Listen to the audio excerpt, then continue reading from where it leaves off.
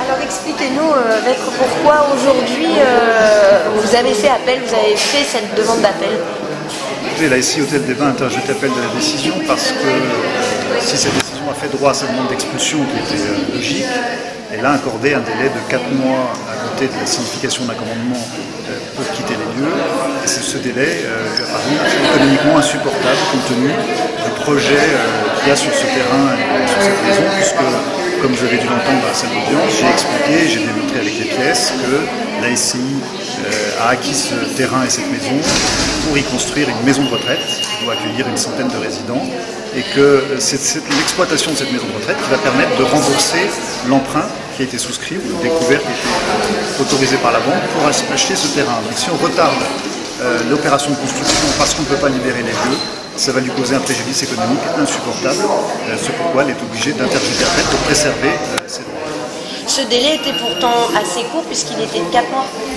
Ce délai n'est pas court, puisque vous avez d'autres décisions de justice qui vont accorder des délais plus courts.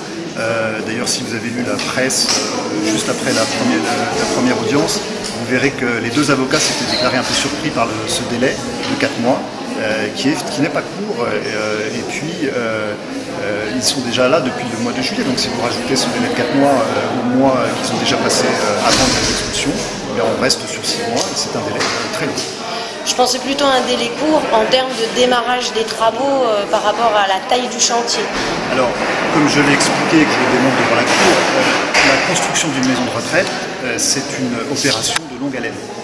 Il y a d'abord une phase préparatoire et après il y a les travaux proprement dits. Donc il y a un planning très serré qui a été mis en place pour permettre justement ce que je vous ai expliqué. Il faut que la maison de retraite soit mise en fonctionnement de façon à générer des revenus qui vont permettre de rembourser un emprunt. Tout ça c'est calculé et donc pour cela il faut que la phase préparatoire se déroule pendant le premier trimestre, entre septembre, octobre, novembre, de façon à ce que les travaux proprement dits puissent démarrer dès le mois de mars prochain, 2013, lorsque les entreprises auront été choisies, les marchés signés, etc. Donc on ne peut pas reprocher à la SCI qui a acquis un terrain au mois de mars 2012 de ne pas avoir déjà construit sa maison de retraite au mois de juillet lorsque cette maison est occupée.